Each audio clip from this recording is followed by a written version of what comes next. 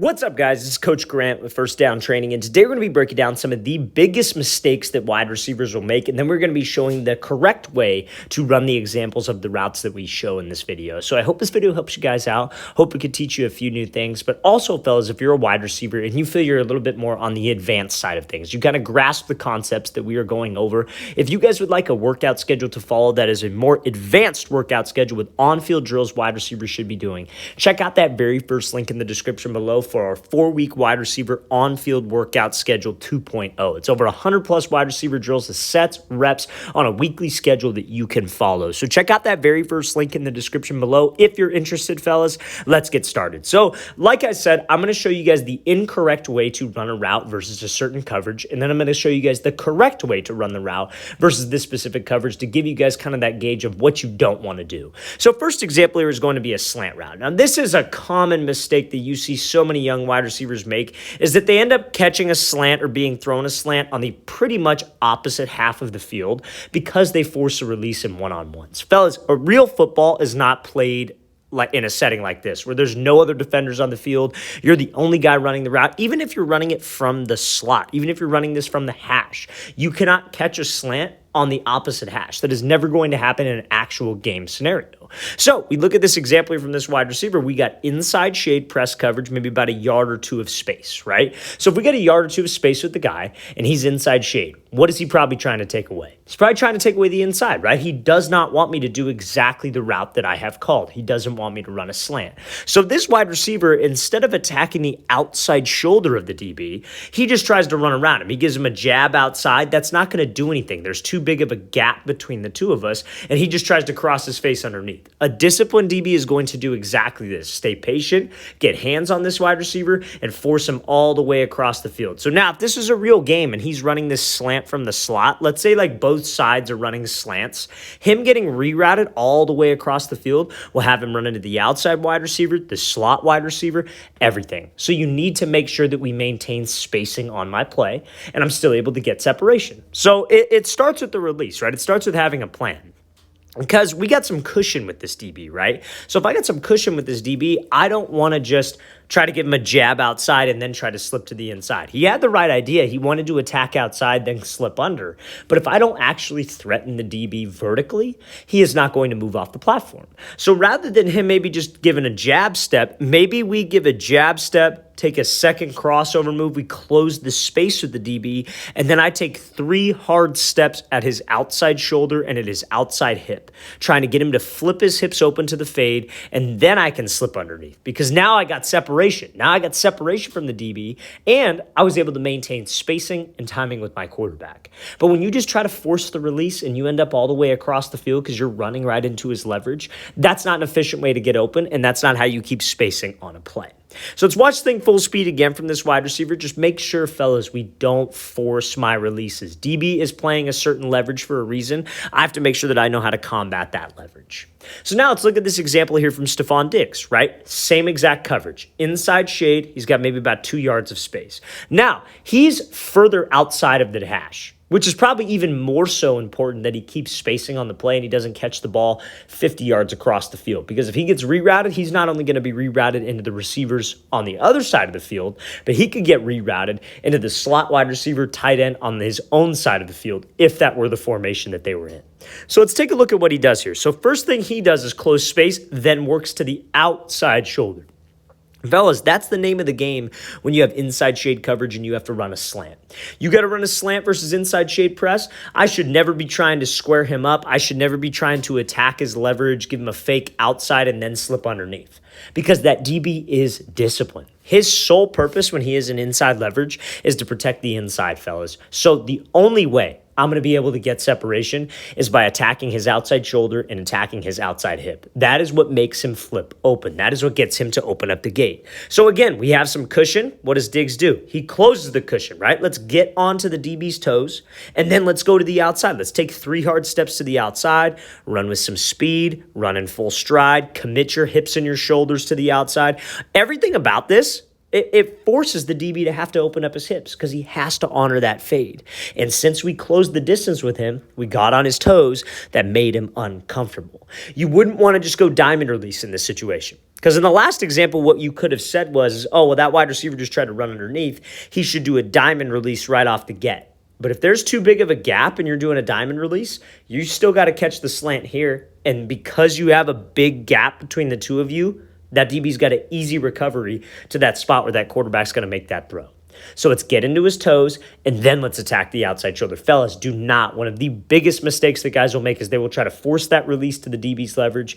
Understand how to beat a specific leverage look. Let's play this thing again, full speed. Great job by Diggs closing space and then threatening that outside shoulder to get the DB to flip his hips.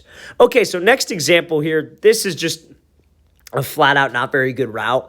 And not to bag on this wide receiver because obviously it's just, it just needs to be coached up a little bit. But when we have inside leverage coverage and I have to run a 10-yard out or any kind of out, I need to understand that I cannot slow down before the break point because that is an indicator. And that is one of the biggest mistakes that wide receivers will make on all their routes is they will change their speed. Now, I'm not saying, and listen, preferably I would like you to run all your routes the same speed. Like I would like you to be running as hard as you can, a controlled full speed, everything. But when there is a change in your speed, I'm not talking about changing tempo. I'm not talking about trying to throw a move on a DB. I'm talking about right before the break point, you starting to slow down completely because that's an easier way to make a cut. So many wide receivers get so caught up in making a tight cut at a specific depth off of a specific step that they slow themselves down. And when you slow down, DB is going to slow down. Because no matter what the route is, 3-step slant, 10-yard out, 15-yard comeback, you have to be selling what? You have to make sure that we are selling vertical. My goal is to get this DB to backpedal as fast as he can, open up his hips, and think we are trying to run past him.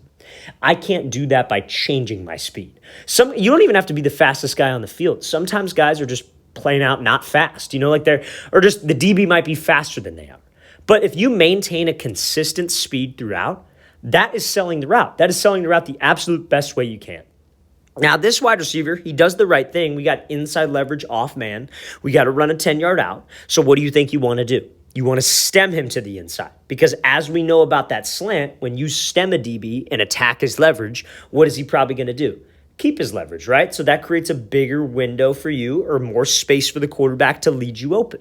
But when you come off the ball with a certain speed, you come out fast, and then we start to slow down, you start to lean back, strides get a little choppy, that's an indicator. DB is no longer threatened by the fade, and he's got an easy play to break on this thing and undercut the route, especially on an out route. And when you slow down on a speed out, you're going to lose speed out of the break. It's like you're having to start the route, stop the route, then start it up again. You lose all explosion. So make sure to the break point, fellas, we are maintaining a consistent speed. Do not change your speed because the second you slow down, DB slows down and he has an easy play to make.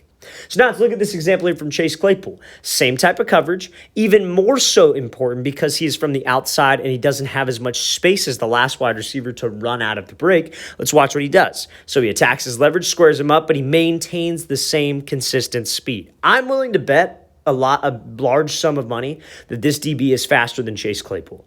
But he's still able to get separation against this DB, even with the DB being quicker, because he maintained a consistent level of speed. It's about not changing your speed, fellas, because the same idea, you're not always going to be that vertical threat guy. You got off man coverage and the DB runs a 4-3 and you run a 4-6. You're probably not going to just dust him and beat him over the top. Not everybody's Tyreek Hill, who's just faster than everybody on the field, right? And that's okay. That doesn't mean that you can't play wide receiver. A lot of times people think that I need to be blazing fast to play wide receiver, and speed certainly helps. But at the end of the day, it's knowing how to sell your routes. And same idea, both wide receivers did the exact same thing, exact same movement, but one kept a consistent speed and one did not. And one got open, one was able to make a catch, and the other one gave up a pick six. And that wasn't on the quarterback. That was on the receiver for running a bad route. So fellas, make sure there is no change in speed. There has to be a consistent speed throughout the route. Now, we're going to be looking at this next example. So this is going to be a fade route versus off-man inside shade. So this wide receiver does the right thing. He gives a move inside, But the only issue is he didn't close enough space. So let's talk about it. Then we're going to obviously show the correct example of this. So when we have inside leverage coverage, you got to run a fade. It's off man coverage. This is a route that, normally like in a game, I've seen quarterbacks be taught this before. I was taught this. I wish I wasn't taught this, as I think it misses a lot of opportunities. But this guy is taught like, oh, you see off coverage and he's running a fade, probably look somewhere else on a play. Like if it's 4 verts, like you see off coverage, you should probably maybe work one of the inside guys, work this bender if it's too high, whatever it is. Now, I think we should be able to get open against this coverage. You just got to know the right way to do it. So the right way to do it would be to run at this DB, attack him, close the space, and give a move called a vertical set to the inside. So a vertical set is like a hard cut inside, like a post fake, like you're faking a dig, whatever, where you're trying to get this DB to sit so I could go slip behind him. I'm essentially attacking his leverage, pretty much, right? He's inside leverage. I'm essentially attacking his leverage, just like the out route to get space. But on a fade ball, it is super important we don't give the DB space to recover. So what this wide receiver does is he decides to make this vertical set, but there's about 6 yards of space between the two of them, right? 5-6 yards of space. So even if we get the DB to crash, we still are expecting the ball to be thrown to the outside. And that DB's got a great angle to recover. Even if we get him to bite, I could do the greatest vertical set move of all time. But if that guy bites and there's a big gap between us, he's got an easy recovery, fellas. So we have to make sure that we get into his cushion. Now, I get it. Like, you don't want to do this vertical set 30 yards downfield, but because that's going to screw up the quarterback, right? Because the quarterback's expecting you to make a break or to be open at a specific time. If we take too long, then he's not going to give us the ball. He's going to move on, go to another read, or he's going to get sacked. So when you come off the ball, you see this wide receiver, he kind of like it's almost like a jog at him. Like, we need to have a sense of urgency and get into his cushion when he's in off coverage like that. Because when we just jog at him, he's just going to slowly inch back, slowly get in his back pedal, and maintain that gap of space with us, because that is what he wants. So now, let's look at this next example here from Antonio Brown. You see the sense of urgency on him when he comes off the ball, right? He's getting into this DB's cushion, so he has some space for the quarterback in order to fade him. And this DB can't take an angle and stay over the top. So like I said, he's getting into his cushion. He's stepping onto his toes. He's making this DB uncomfortable. But honestly, it's more than just making him uncomfortable. It's giving the QB space. I need to give him space to throw me open. But we have to have a sense of urgency off the line. So he comes off fast, gets into his cushion, gets into his toes, and then gives the quarterback an easy window for him to fade him open. That's how you run that fade against off coverage. You want to attack him, give him that vertical set, but let's not allow him space to recover, and let's make sure I have a sense of urgency. All right, fellas, I really want to thank you for watching. I really appreciate it. If you guys have any questions at all, don't hesitate to leave those in the comment section below. Always appreciate the feedback. It's always great to hear from you guys, as usual. And again, fellas, if you guys would like a more so advanced wide receiver on-field workout schedule, everything wide receivers should be doing for their route running, but on the more advanced side of things, check out that very first link in the description below. I'll see you guys next time.